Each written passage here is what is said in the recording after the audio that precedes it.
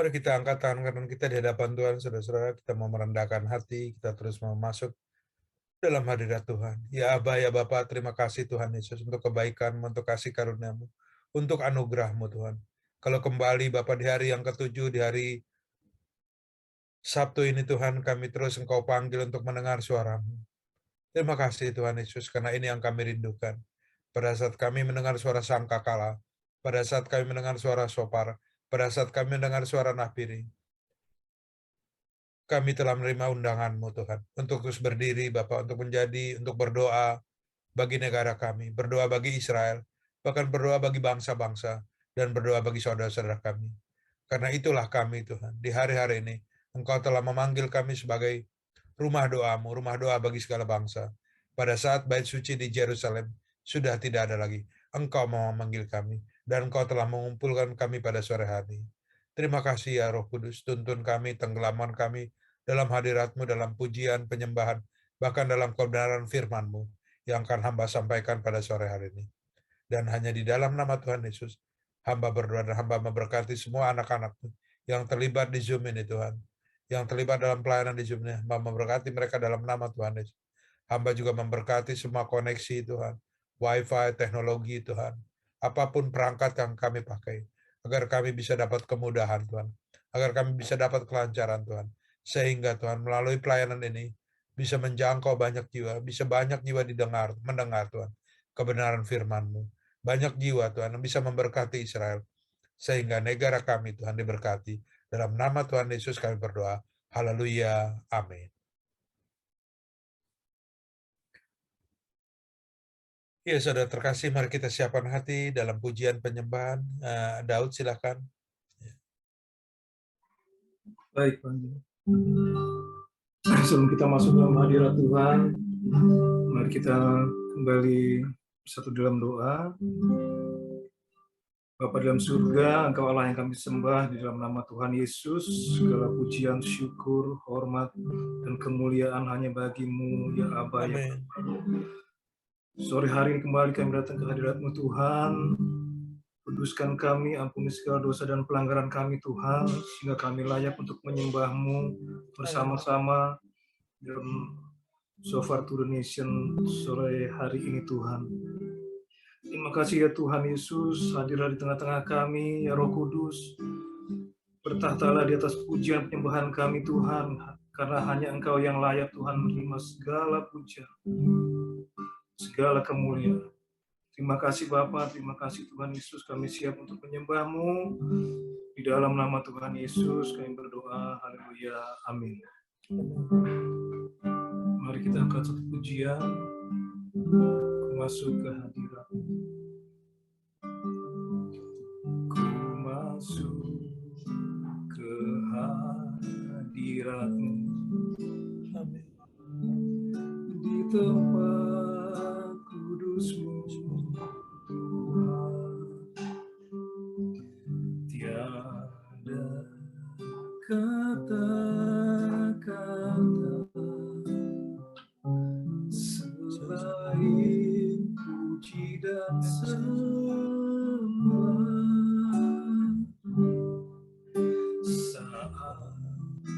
saat ini. Alangkah indahnya Tuhan bersamamu selalu, memuji dan menyembah-Mu.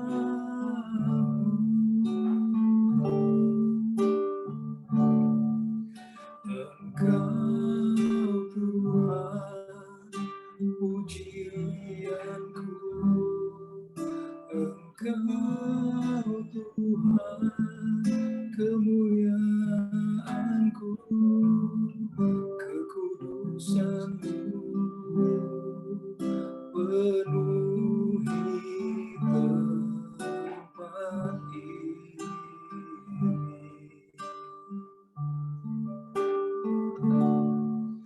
Ku sembah Kau dalam baitmu, ku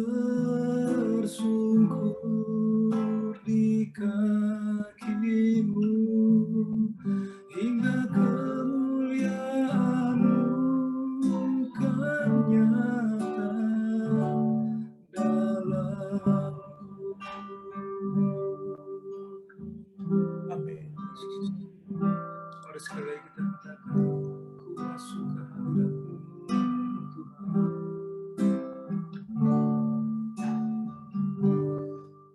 Ku masuk ke hadirat-Mu, di tempat kudus-Mu, Tuhan. Kata-kata selain puji dan sembah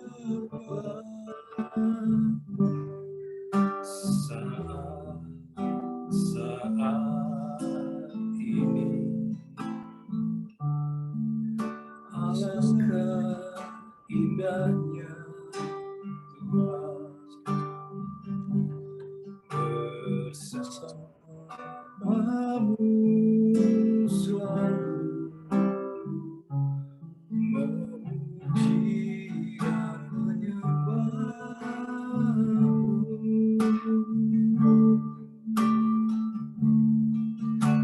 Engkau Tuhan pujianku, Engkau Tuhan kemuliaanku, kekudusan-Mu penuhi tempat ini.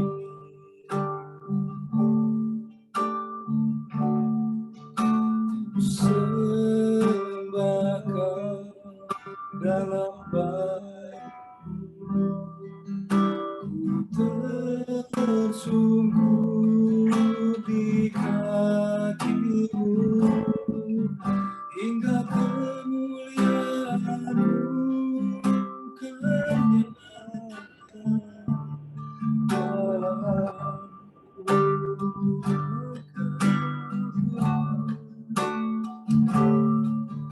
Engkau Tuhan pujianku, Engkau Tuhan kemuliaanku, kekudusan-Mu penuhi tempat ini.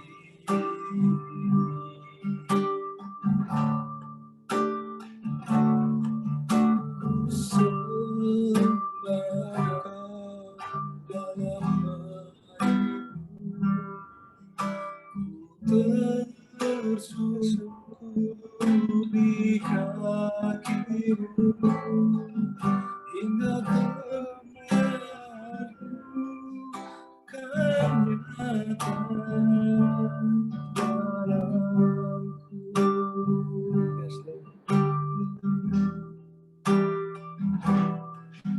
Hingga kemuliaan-Mu kenyataan, hingga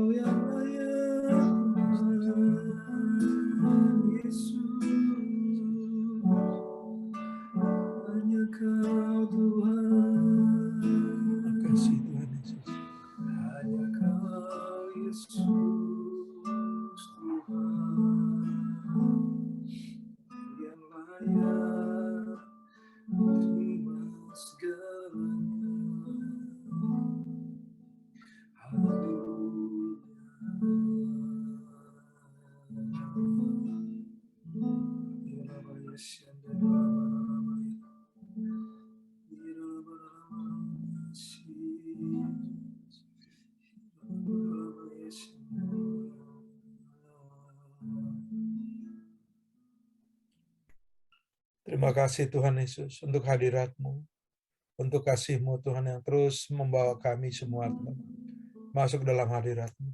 Terima kasih ya Roh Kudus, Engkau telah menenggelamkan kami Tuhan, sehingga kami boleh masuk dalam pujian dan penyembahan. Engkau telah memanggil kami Tuhan Yesus hari ini untuk berdiri dari kota Jakarta, dari Indonesia Tuhan, untuk terus berdoa ya Bapak di hari yang ke-19 ini Tuhan.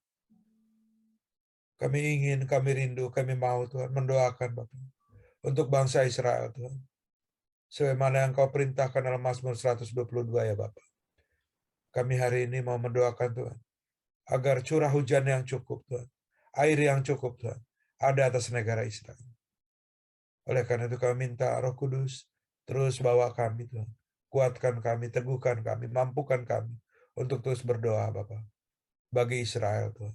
Dalam nama Tuhan Yesus, kami terus mau menyembah-Mu. Haleluya. Amin. Silakan Yodi. Boruach Elohim, umalek nafshi, hadrechotanu kieladim, Rabbechanu hafetzim, anachnu masminim ochtalafo. Amin. Come, Holy Spirit, come. Come and fill us now, for you are welcome in this place. Show your mercy and your grace. Come and fill us, Holy Spirit, come. Baruch haba, Baruch haba, Ruach Elohim, Baruch haba, Baruch haba. Welcome, Spirit of God. Baruch haba, Baruch haba, Ruach Elohim, Baruch haba, Baruch haba. Welcome, Spirit of God. Terima kasih ya Roh Kudus. Terima kasih kami percaya sebagaimana Engkau telah nubuatkan Tuhan. Dalam kitab Yesaya bahwa Nabi Yesaya telah menubuatkan pada saat Roh Tuhan dicurahkan dari atas, maka padang gurun menjadi kebun buah-buahan. Oleh karena itu Tuhan, pada sore hari ini kami mengangkat tangan kanan kami di hadapan-Mu Tuhan. Mari saudara-saudara terkasih, kita angkat tangan kanan kita di hadapan Tuhan. Kita satukan hati kita, kita berdoa. Ya Aba, ya Bapa, kami minta kuasa Roh-Mu sendiri Tuhan. Sebagaimana yang Kau telah nubuatkan dalam kitab Yesaya Bapa. Hari-hari ini kuasa Roh-Mu Tuhan Kau curahkan atas tanah Israel. Sehingga Tuhan, Israel tidak pernah kekurangan air Tuhan. Walaupun mereka tinggal Tuhan. Walaupun 8 juta jiwa tinggal di padang gurun Tuhan. Walaupun padang-padang gurun begitu luas di Israel. Walaupun air tanah mereka berasa asin Tuhan. Tapi kami percaya kuasa Roh-Mu Tuhan sanggup memberikan curah hujan yang tinggi. Kuasa Roh-Mu Tuhan sanggup memberikan pengetahuan Tuhan untuk para ahli-ahli Tuhan di Israel. Sehingga mereka bisa menciptakan Tuhan sistem irigasi, sistem air daur ulang Tuhan. Sehingga kebutuhan Tuhan, air di Israel tercukupi. Bahkan dengan teknologi-teknologi yang mereka temukan Tuhan. Mereka bisa menjadi berkat bagi banyak bangsa di seluruh dunia ya Bapak. Terima kasih Tuhan Yesus, terima kasih. Kami percaya Tuhan, melalui kuasa Roh-Mu Tuhan, lawatan-Mu sedang terjadi Tuhan. Bukan hanya hujan secara jasmani, tapi hujan rohani Tuhan, sedang terjadi Bapa atas semua umat pilihan-Mu Israel Bapa. Sehingga pada saatnya kami terus percaya Tuhan, mereka akan berkata, Baruha Babesam Adonai, diberkatilah dia, yaitu Yesus Kristus yang datang dalam nama Tuhan. Kami percaya Bapa, pada saat itu Tuhan, pada saat hujan Roh Kudus Engkau curahkan Tuhan, atas setiap jiwa di Israel Tuhan. Dari mulut bibir mereka, mereka mengaku bahwa Mesias, bahwa Masaya itu adalah Yesus Kristus yang telah datang 2000 tahun yang lalu. Kami juga terus minta ya Bapak, hari-hari ini Tuhan, pencurahan kuasa Roh-Mu Tuhan terjadi atas kota kami Bapak, Jakarta Tuhan. Terjadi atas negara kami Indonesia. Kami minta kuasa Roh-Mu Tuhan dicurahkan Bapak di gereja-gereja Tuhan, di masyarakat-masyarakat Bapak. Sehingga semua yang baik Tuhan, semua yang indah, semua yang damai, semua yang menjadi kepujian Tuhan, itu yang terjadi atas setiap penduduk Jakarta. Itu yang terjadi atas setiap penduduk Indonesia. Dan kami terus mau berkata Tuhan, dari kota Jakarta, Shalom Yerusalem. Dari negara Indonesia, kami mau berkata Shalom Israel. Dan kami dari hamba, dari anak-anak yang berkumpul pada sore hari, kami terus mau berkata, Shalom kota kami Jakarta. Shalom negeri kami Indonesia. Shalom para pemimpin negeri kami. Dan dalam nama Tuhan Yesus, kami alaskan setiap doa kami hanya di atas nama segala Raja, yaitu Yesus Kristus Tuhan dan Juru Selamat kami, Bapa kami. Amin. Iya, saudara-saudara terkasih, saya nggak perlu sebutkan nama-namanya. Saya lihat sudah ada beberapa yang bergabung. Shalom. Terima kasih sudah bergabung untuk kita ibadah doa online pada sore hari ini. Saudara terkasih, kita masih sedang merayakan Hari Raya Purim. Yaitu apa maksud Hari Raya Purim? Adalah kita tetap yakin, kita tetap percaya bahwa Tuhan sanggup membalikan keadaan kita. Apapun yang saudara sedang gumuli, apapun yang sedang saudara hadapi, kita percaya itu karena kuasa Tuhan. Tuhan sanggup membalikan keadaan kita secara ilahi. Itu yang terjadi pada saat bangsa Israel merayakan Hari Raya Purim. Pada saat bangsa Israel diselamatkan dari kematian. Hal yang sama itu juga sedang terjadi, saudara-saudara. Kita terus percaya. Kalau saudara yang sedang puasa, lanjutkan puasanya. Kalau saudara yang terus berdoa, saudara. Agar sesuatu dibalikan dalam kehidupan kita. Apapun yang sedang terjadi di muka bumi. Apapun situasi yang sedang terjadi di hari-hari ini. Tuhan, Yesus masih tetap sanggup membalikan setiap keadaan kita. Yang sepakat, mari kita katakan amin. Saudara terkasih, jadi pada saat tanggal 17 Maret kemarin, Saya membaca berita di Jerusalem Post, saya jujur, saya sering baca koran Jerusalem Post secara online. Dan apa yang terjadi? Ini juga yang membuat saya ingin menyampaikan atau membagi firman ini kepada saudara-saudara. Pada saat saya membaca Jerusalem Post, apa yang terjadi, saudara? Di hari pada saat bangsa Israel diselamatkan dari tekanan, dari opres kerajaan Persia saat itu. Dan saya baca adalah apa?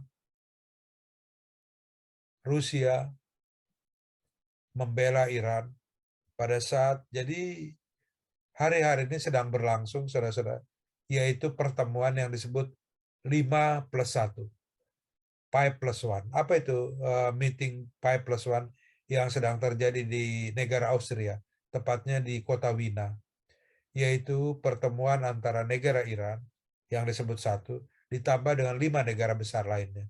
Amerika, Rusia, Cina, dan negara Uni Eropa yaitu Inggris dan Prancis, termasuk Jerman, saudara. Nah, apa yang terjadi di situ? Iran sedang berusaha untuk apa? Mendapatkan izin dari negara-negara besar ini untuk bisa membuat nuklir sendiri. Dan Iran sudah belanja 10 miliar US dollar. Saudara-saudara, kemana? Ke perusahaan-perusahaan Rusia. Sehingga kenapa Rusia membela. Sedangkan negara-negara besar termasuk Israel di dalamnya tidak menginginkan Iran memiliki bom nuklir. Karena apa? Karena sudah jadi sumpah para pemimpin Iran adalah dengan satu tujuan, pada saat mereka punya kekuatan senjata, mereka akan memusnahkan Israel. Mereka akan melenyapkan Israel dari muka bumi. Itu yang terus ditayangkan oleh para pemimpin mereka di Teheran, saudara-saudara. Nah, pada saat saya membaca itu, saya terus, apa yang terjadi dengan Rusia? Kenapa Rusia? Kenapa Rusia? Terus juga saya ingat apa berita-berita bahwa semua peperangan yang terjadi antara Rusia dan Ukraina tambah semakin berlangsung lama. Saya pikir tadinya 2-3 hari sudah selesai karena Rusia negara besar, sedangkan Ukraina itu bekas negara bagiannya. Saya pikir tadi. Tapi ternyata berlangsung sampai 2 minggu. Bahkan dampak sosialnya, dampak ekonominya ke seluruh dunia, termasuk kita orang Indonesia merasakan dampaknya itu. Akhirnya saya terus coba membaca firman Tuhan. Saya terus bertanya, Tuhan, apa yang terjadi sama Rusia? Kenapa Rusia, Tuhan? Kenapa Rusia bahkan membela bahwa Iran memiliki bom nuklir yang coba ditahan oleh negara-negara besar termasuk oleh Israel. Sehingga saudara-saudara terkasih, saya ingin menyampaikan, saya ingin berbagi dengan saudara-saudara semua di Sobat Tulis. Apa nubuatan firman Tuhan tentang Rusia? Silakan ditayangkan gambarnya, Lili. Ya.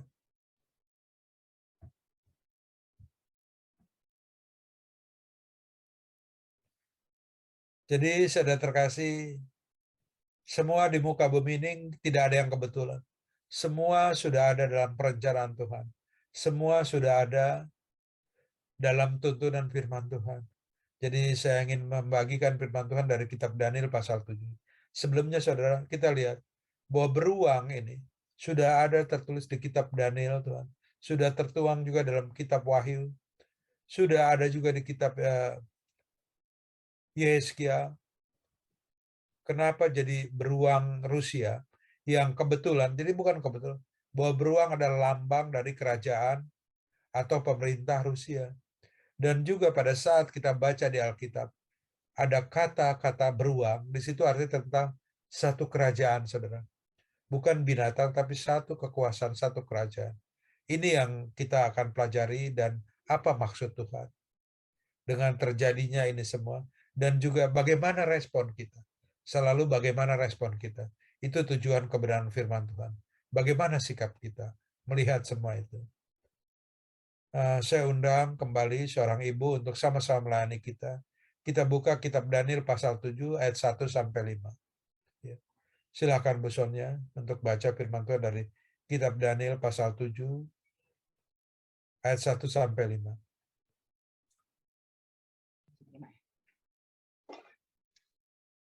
Demikian firman Tuhan, keempat binatang dan anak manusia. Pada tahun pertama pemerintahan Belshazzar, Raja Babel, bermimpilah Daniel dan mendapat penglihatan-penglihatan di tempat tidurnya.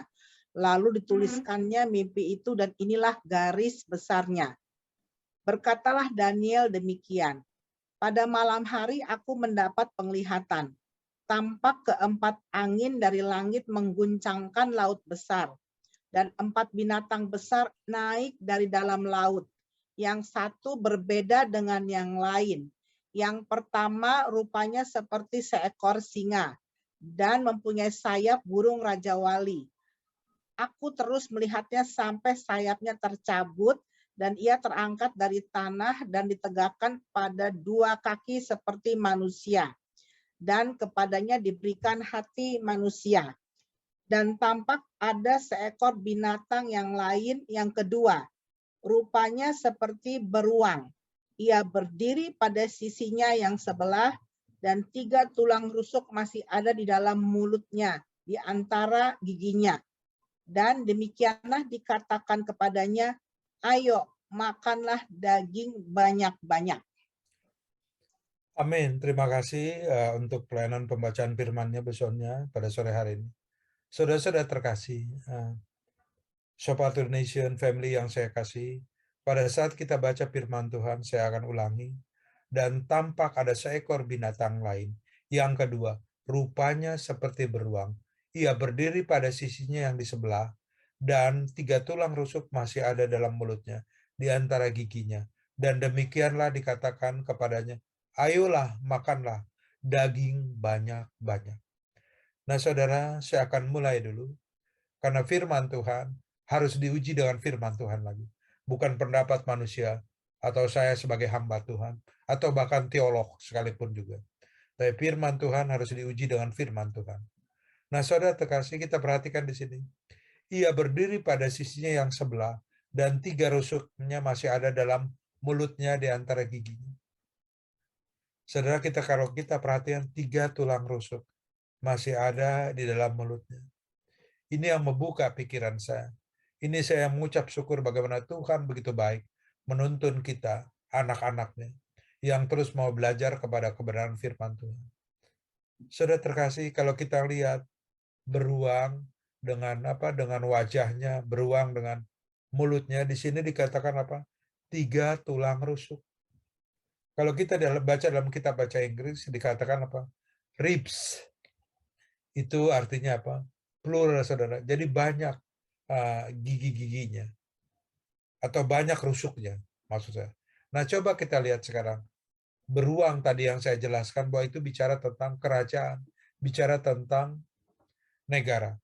Sekarang coba kita lihat peta, saudara. Kita melihat petanya untuk membuktikan apa yang terjadi. Kita lihat petanya, saudara, untuk kita bisa mengerti apa maksud daripada 3 rusuk tadi. Ya, kita akan melihat dari peta ini nanti akan jelas dengan apa yang disebut kerajaan tadi.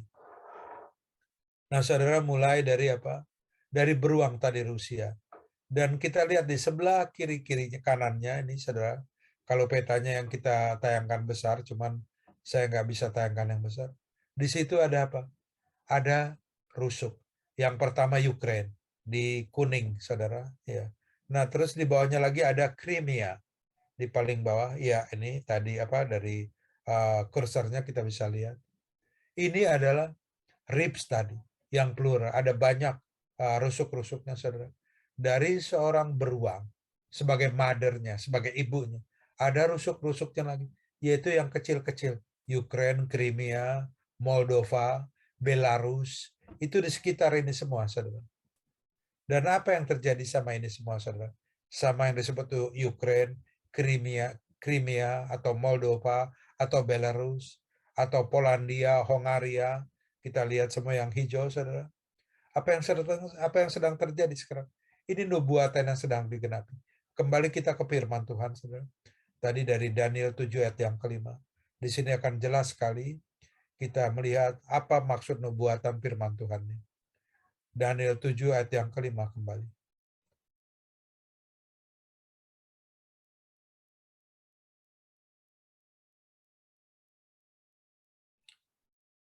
Dalam kitab Daniel pasal 7 ayat yang kelima, seperti yang tadi kita sudah baca, kita sudah dengarkan sama-sama. Firman Tuhan berkata apa? Maka beruang itu berkata, mari makan daging banyak-banyak. Ya. Bisa ditampilkan firman Tuhannya? Ya.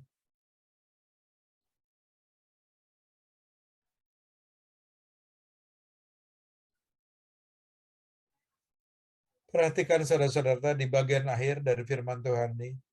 Ayo makanlah daging banyak-banyak. Itu yang dikatakan oleh apa? Oleh seekor beruang, oleh kerajaan Rusia tadi. Bahwa Rusia ingin makan daging banyak-banyak. Nah, apa arti makan daging banyak-banyak? Tadi di awal saya sudah katakan, firman Tuhan harus diuji dengan firman Tuhan juga. Nah, coba kita buka dari firman Tuhan dari Ulangan 32. Kitab Ulangan pasal 32 ayat 42. Ya, kembali seorang ibu bisa bantu bacakan untuk kita. Bu Kristinaya, tolong ya. Satu ayat.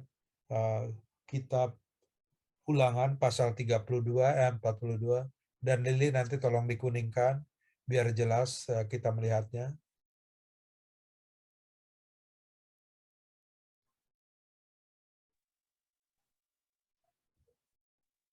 Ulangan 32 ayat 42. Aku akan memabukkan anak panahku dengan darah dan pedangku akan memakan daging. Darah orang-orang yang mati tertikam dan orang-orang yang tertawan. Dari kepala-kepala musuh yang berambut panjang. Amin. Demikian firman Tuhan. Aku akan memabukkan anak panahku dengan darah, dan pedangku akan memakan daging. Darah orang-orang yang mati tertikam, dan orang-orang yang tertawan, dan kepala-kepala musuh yang berambut panjang. Demikian firman Tuhan. Sudah terjadi apa maksudnya firman Tuhan? Kita sudah melihat apa? Ada panah, ada senjata. Kita sudah melihat di sini ada pedang, ada senjata. Tujuannya memakan daging. Arti daripada firman Tuhan ini bahwa pada saat beruang memakan daging, artinya ada peperangan, saudara. Dan itu yang terjadi sekarang. Bahwa Rusia sedang memerangi negara-negara tetangga sebelumnya Crimea. Kalau beberapa waktu yang lalu itu sebelum Ukraine, Crimea sudah diperangi. Dan juga Kazakhstan sudah diperangi, saudara, tahun kemarin. Dan ini yang terjadi, saudara, bahwa firman Tuhan sedang digenapi hari-hari ini. Bahwa Rusia, negara Rusia, kerajaan Rusia, sedang memerangi anak-anaknya sendiri. Bahwa Rusia merasa bahwa dia adalah ibu daripada beruang. Sedangkan negara-negara kecil ini di sekelilingnya, itu adalah anak-anaknya. Dan mereka sedang makan anak-anaknya. Dengan cara apa? Dengan cara berperang. Kita akan lanjutkan dari firman Tuhan. Kalau kita sudah mengerti bahwa arti daripada daging, pada saat firman Tuhan berkata akan memakan daging. Di Yeskel 39, kita juga pernah membaca, kalau saudara baca, pada saat Gog Magog berperang, memerangi Israel di gunung-gunung Israel. Di situ ada apa? Ada darah dan daging juga, saudara. Artinya ada peperangan. Dan itu nanti akan terjadi. Nah, sekarang kita kembali ke dalam firman Tuhan dari 2 Samuel 17 ayat 8. 2 Samuel 17 ayat 8 saya akan bacakan untuk saudara-saudara. Dari kitab 2 Samuel 17 ayat 8. Kembali saudara-saudara, saya akan terus katakan bahwa firman harus diuji dengan firman Tuhan. Demikian firman Tuhan. Kata Husai pula, engkau tahu bahwa ayahmu dan orang-orangnya adalah pahlawan, dan bahwa mereka sakit hati seperti beruang kehilangan anak di padang. Lagi pula ayahmu adalah seorang prajurit sejati. Ia tidak akan membiarkan rakyat tidur. Demikian firman Tuhan. Apa maksud daripada 2 Samuel 17 ayat 8 ini? Saudara, di situ dikatakan bahwa apa? Bahwa ayahmu adalah pahlawan. Dan bahwa mereka seperti sakit hati. Bahwa mereka sakit hati seperti beruang kehilangan anak padang, ada anak di padang. Saudara terkasih bahwa beruang Rusia sebagai mother bear, sebagai ibu beruang sedang sakit hati. Kenapa? Negaranya Satu-satu pada hilang, saudara. Setelah tahun 80-an, negara Uni Soviet yang terkenal sebagai negara komunis runtuh. Komunisme runtuh di Eropa tahun 80-an, terutama di Uni Soviet. Dan akhirnya negara itu pelan-pelan ingin memisahkan diri, saudara. Ingin memisahkan diri. Kalau saudara ingat pelajaran sejarah negara kita, saat kita SMP, SD, kita dengar ada perang PRRI, ada Westerling di Manado, ada perang semesta, saudara. Bahwa Aceh ingin memisahkan sendiri, Sumatera ingin memecahkan sendiri. Bahkan ada Jawa Barat ingin memecahkan sendiri. Nah, itu yang dialami oleh Rusia, dan Rusia sedang sakit hati, seperti ibu beruang yang kehilangan anak di padang. Dan apa yang terjadi? Yang terjadi adalah lagi pula ayahmu adalah seorang prajurit sejati. Jadi seorang ibu itu akhirnya apa? Melakukan tindakan peperangan, saudara. Peperangan demi peperangan terjadi. Jadi kalau kita melihat nubuatan ini, apakah Rusia akan berhenti dengan Ukraine? Tidak, saudara. Sejarah sudah membuktikan dari tahun kemarin sudah Kazakhstan, bahkan Crimea tadi yang kita lihat di peta itu sudah sudah diperangi, diambil. Bahkan kemarin beberapa hari yang Polandia menerima peluru-peluru roket atau kendali yang datang dari Rusia di perbatasan, saudara. Padahal Polandia negara merdeka, negara berdaulat, tidak ada hubungan apapun juga, tapi harus menerima banyak orang yang meninggal di sana. Itu tadi kenapa pada saat saya baca Jerusalem Post di awal firman Tuhan saya sampaikan, mata saya terbuka, apa yang terjadi sama Rusia? Kok Rusia membela Iran yang sudah jelas-jelas ingin memusnahkan satu bangsa yaitu Israel. Seperti Haman, saudara-saudara, ribuan tahun yang lalu ingin memusnahkan orang Yahudi, Esther dan Mordekai dan sebangsanya. Nah, di sini kita kembali. Terus, saudara, kita akan baca firman Tuhan dari Hosea 13 ayat 8 untuk membuktikan bahwa peperangan itu real, bahwa peperangan itu nyata, bukannya hoax, bukan hanya berita. Saudara, bukannya perang psikologi. Kita lihat firman Tuhan. Hosea 13 ayat 8. Saya akan bacakan untuk saudara-saudara. Hosea 13 ayat 8.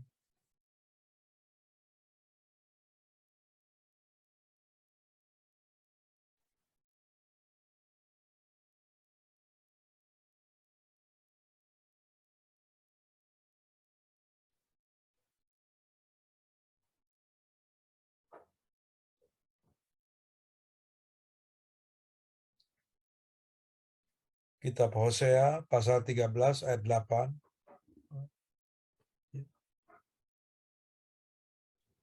Kalau saudara yang sudah ada gadgetnya, silakan dibuka, atau yang ada Alkitab di depannya dibuka, agar semuanya memperkuat apa yang Tuhan ajarkan kepada kita. Hosea 13 ayat 8.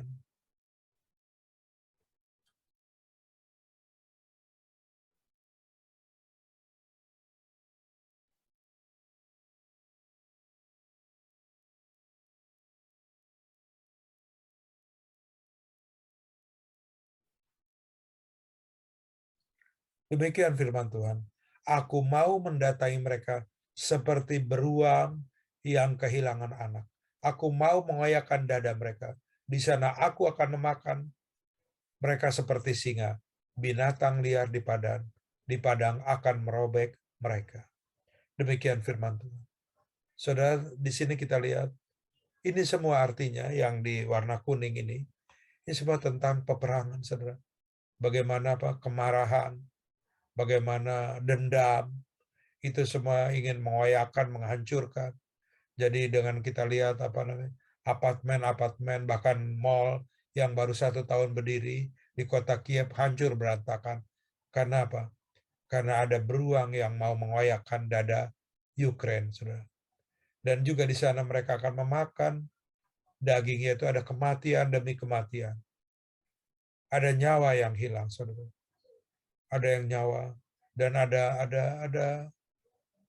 apa kata yang tepat? Ada, kalau saya boleh bilang, ada kebiadaban yang luar biasa Karena apa saya bilang biadab? Karena perumahan sipil, apartemen itu sampai runtuh. Ada airport juga sampai hancur. Bahkan mall yang saya baca, yang saya lihat beritanya, bahwa mall sampai runtuh, saudara.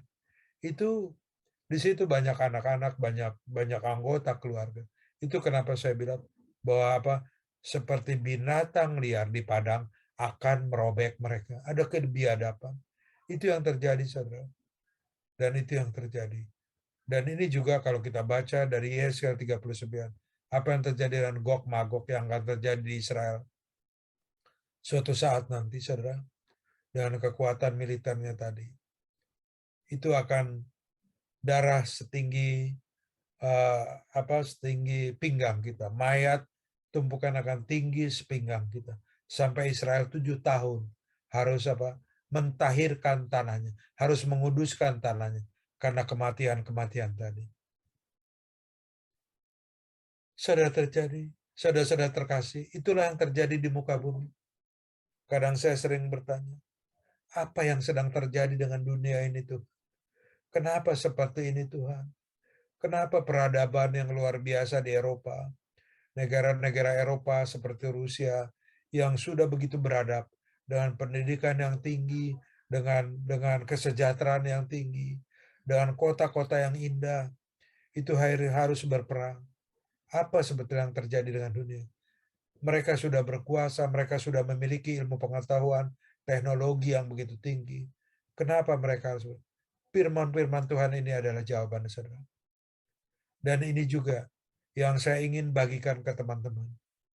Agar kita bisa meresponi, agar kita bisa mengerti apa yang sedang terjadi dengan dunia ini. Kenapa kok Tuhan izinkan? Dengan apa hasil dari doa-doa kita? Kita berdoa bagi damai sejahtera. Kita berdoa bagi kesejahteraan kota-kota. Tapi yang terjadi dengan dunia, semuanya berlawan seperti ini. Saya terus mencari jawaban Tuhan, saudara. Dan kembali Tuhan menjawab dengan ini. Kita buka kitab Yehezkiel pasal 38 ayat 16 ya. Kitab Yehezkiel pasal 38 ayat 16. Saya akan bacakan untuk saudara-saudara terkasih. Ini jawaban dari Tuhan. Pada saat kita bertanya sebagai orang percaya, sebagai percaya kepada Tuhan Yesus yang juga sebagai El Elyon, Tuhan pencipta alam semesta. Kenapa alam semesta ini terjadi seperti ini? Demikian Tuhan menjawab firman Tuhan. Menjawab pertanyaan saya dengan firman Tuhan, saudara. Saya akan bacakan dengan jelas kepada saudara-saudara semua. Yehezkiel 38 ayat 16 yang seperti warna kuning, ya, dengan jelas ini. Demikian firman Tuhan. Engkau bangkit melawan umatku Israel, seperti awan yang menutupi seluruh bumi. Pada hari yang terkemudian akan terjadi hal itu, dan aku akan membawa engkau untuk melawan tanahku, supaya bangsa-bangsa mengenal aku. Dan pada saat aku menunjukkan kekudusanku kepadamu di hadapan mereka, hai Gog. Saudara terkasih, di sini firman Tuhan dengan jelas dikatakan, pada hari yang kemudian akan terjadi hal itu, dan aku akan membawa engkau melawan tanahku, Israel, bangsaku, Yahudi. Nah, Rusia sedang menyerang Ukraina. Apa yang terjadi dengan Ukraina? Ada 200.000 penduduk Ukraina adalah orang-orang Yahudi. Jadi Ukraina bukan hanya negara Eropa, tapi ada 200.000, tidak sedikit, saudara. Ada 200.000 orang-orang Yahudi yang sejarahnya begitu panjang. Mereka tinggal di Ukraina sana. Dan itu Tuhan katakan apa? Selain bangsa Israel adalah bangsa-bangsa di mana banyak komunitas Yahudi.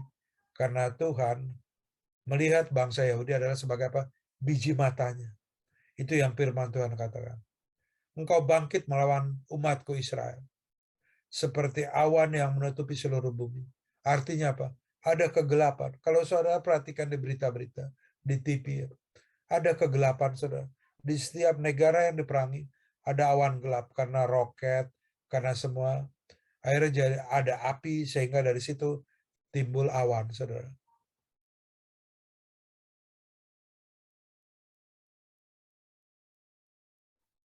Tapi di sini tolong kursornya diturunkan sedikit aja supaya bangsa-bangsa mengenal aku. Saudara terkasih, kenapa sedang terjadi peperangan? Kenapa dunia seperti ini? Di sini jawabannya. Supaya bangsa-bangsa mengenal aku. Di situ yang kuning ada kursor, saudara.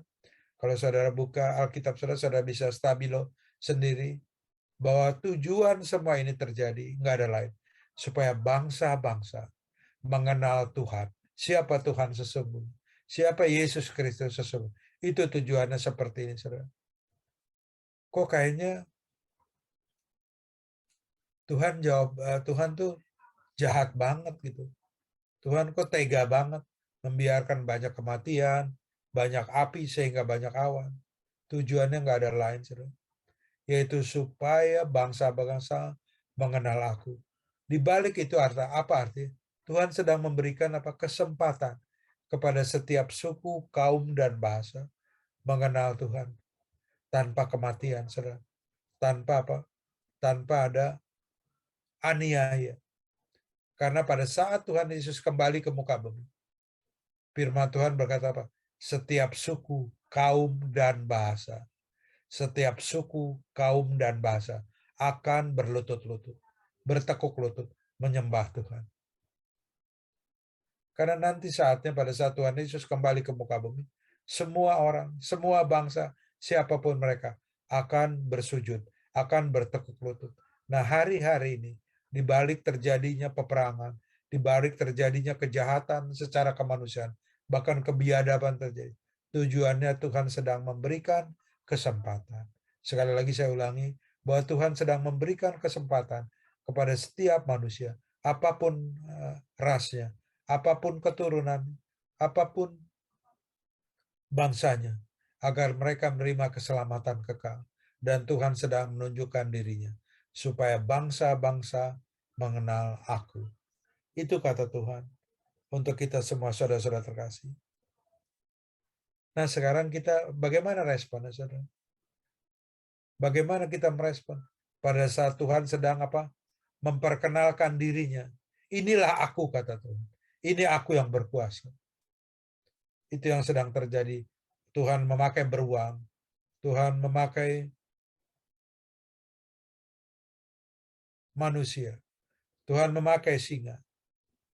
Jadi kalau para pengajar Alkitab itu mengenai ada kebangkitan tentang kerajaan Romawi, ada kebangkitan tentang kerajaan Yunani, ada kebangkitan kerajaan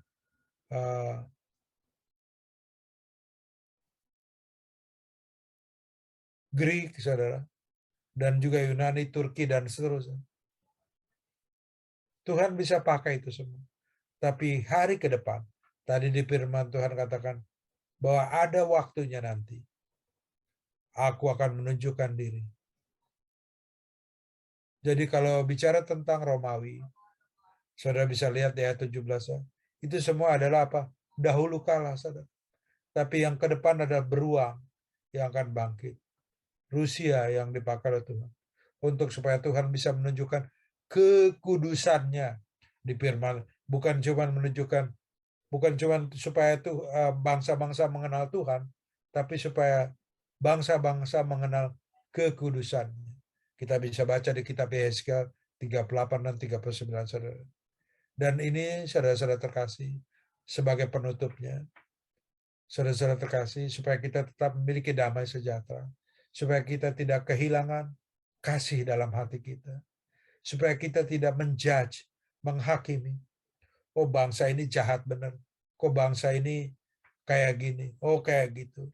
Terus kita seakan-akan hanya ngebela seperti ini, hanya ngebela yang itu. Bagaimana Tuhan inginkan sikap kita, respon kita sebagai orang percaya, saudara. Bukan hanya sebagai manusia, bukan hanya sebagai bangsa Indonesia, yang sikap politiknya adalah non-blok, tidak membela kiri kanan, tapi sebagai anak Tuhan, sebagai pengikut Kristus. Ini saudara jawabannya. Ini respon kita. Dan ini yang kita harus lakukan. Pada saat kita mendengar berita-berita perang, pada saat kita mendengar kelaparan di mana-mana. Kita buka firman Tuhan dari Yesaya 56 ayat 7. Kembali saya akan bacakan untuk saudara-saudara semua. Yesaya 56 ayat 7. Ya.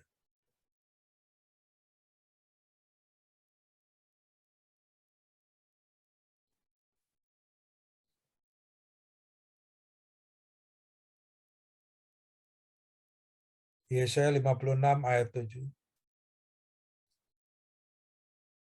Demikian firman Tuhan.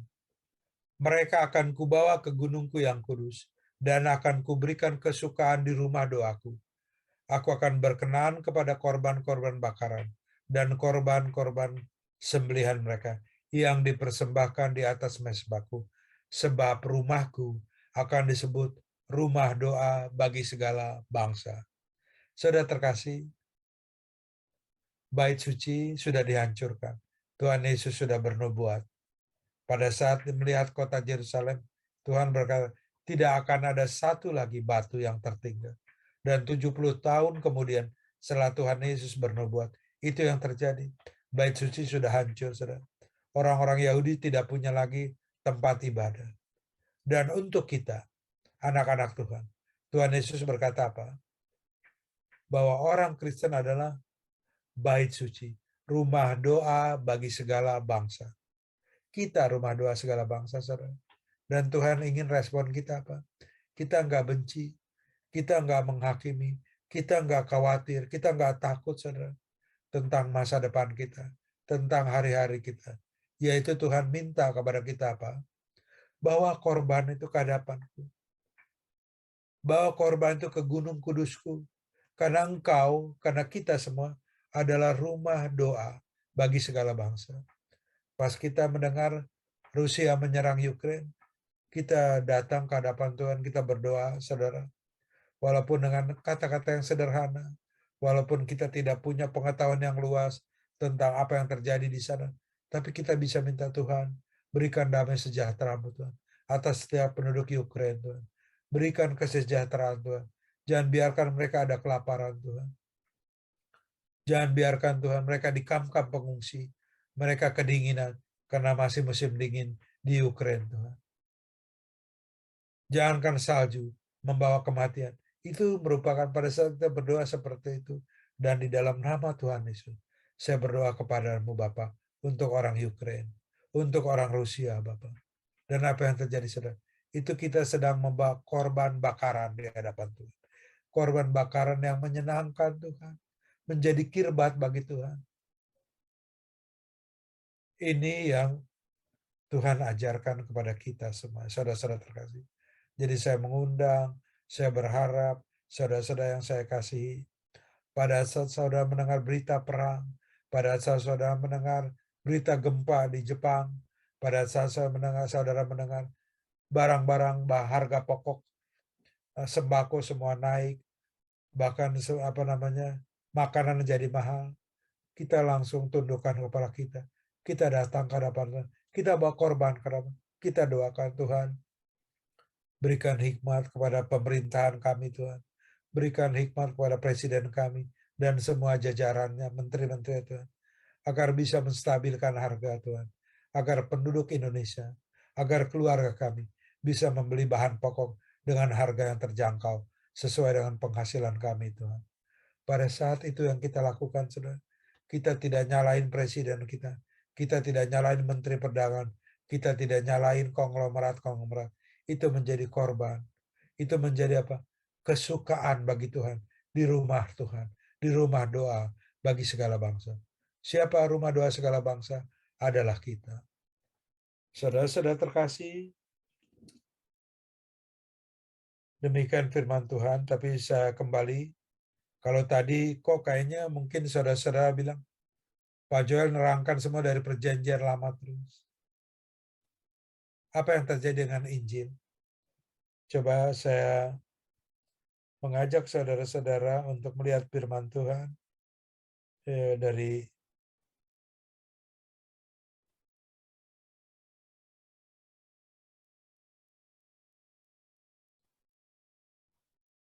Markus 11 ayat 17. Satu ayat saja saya minta tolong Lili bacakan untuk kita semua. Markus 11 ayat 17.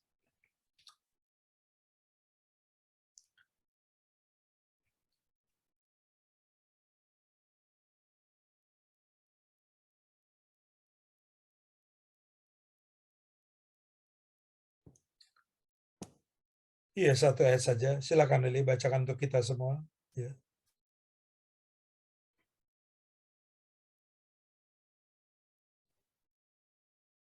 Markus 11 ayat 17, lalu ia mengajar mereka katanya, bukankah ada tertulis, rumahku akan disebut rumah doa bagi segala bangsa, tetapi kamu ini telah menjadikannya sarang penyamun.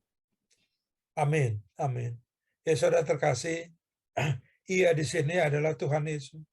Tuhan Yesus sudah mengingatkan orang di bait suci bahwa rumahku adalah rumah doa bagi segala bangsa, untuk mendoakan semua bangsa, bukan untuk orang Yahudi saja. Tapi engkau telah menjadikan sebagai sarang penyambung.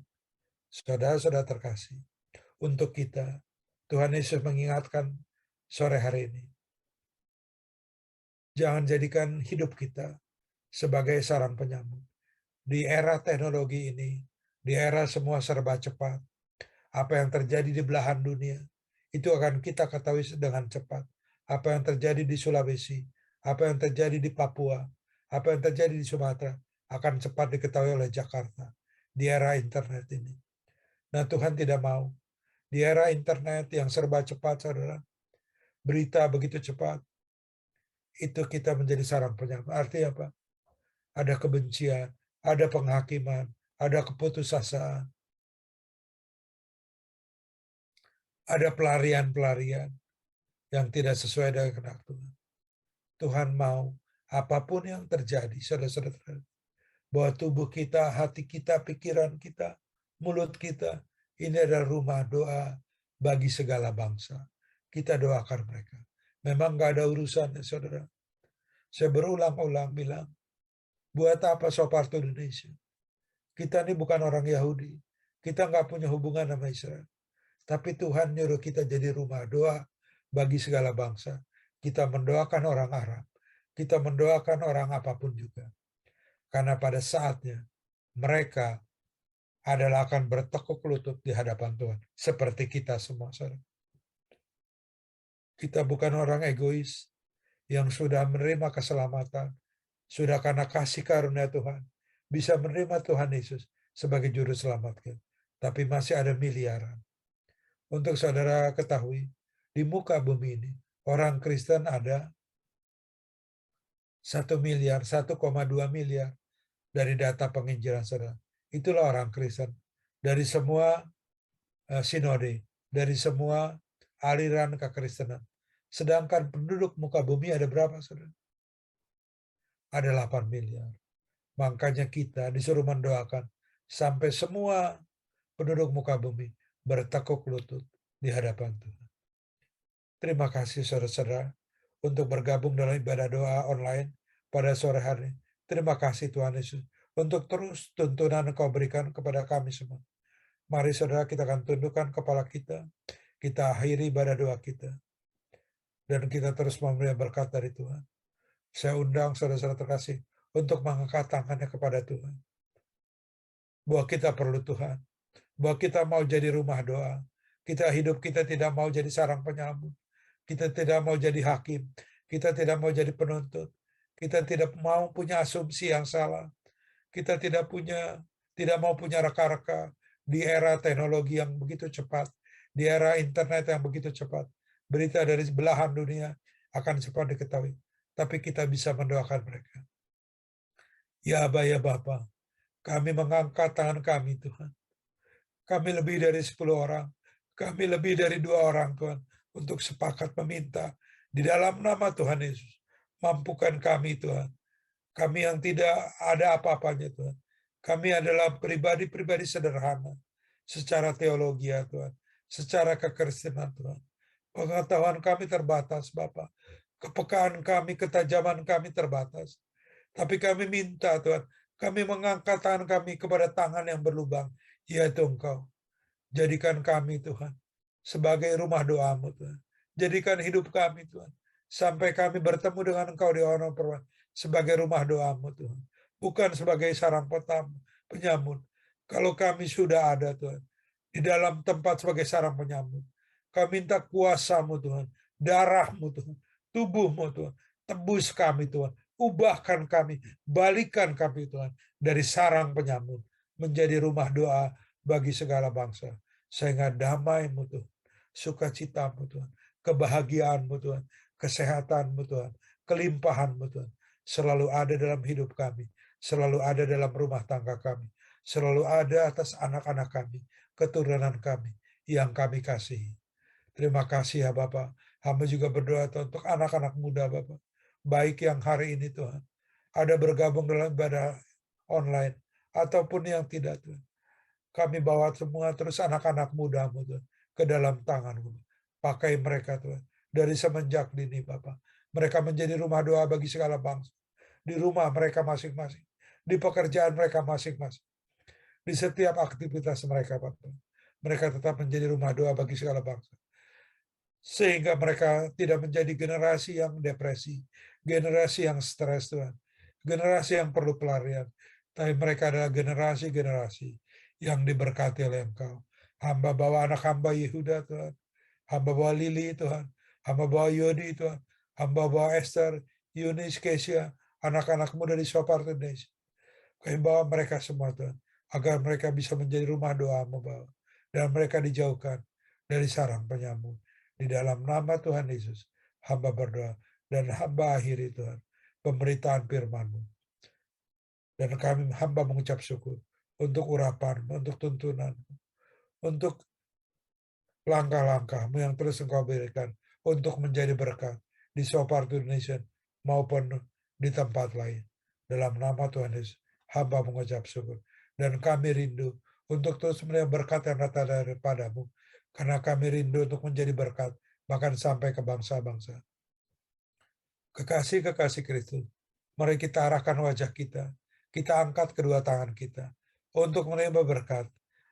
Terimalah, kekasih-kekasih Kristus, terimalah berkat yang begitu melimpah, berkat Abraham, Ishak, Yakub, di dalam nama Tuhan Yesus Kristus. Shalom, damai sejahtera, pengajaran, penghiburan, tuntunan dari Rohul Kudus, mulai hari ini sampai Maranatha, bahkan sampai selama-lamanya. Haleluya. Amin. Saudara terkasih, sekali lagi terima kasih untuk semua yang tergabung. Saya melihat nama-namanya, tapi saya tidak akan sebutkan satu-satu, saudara. Saudara bisa melihat sendiri. Dan juga terima kasih untuk saudara-saudara yang sudah terlibat dalam pelayanan. Terima kasih Daud. Tuhan memberkati Daud dan keluarga. Terima kasih Bu Sonia.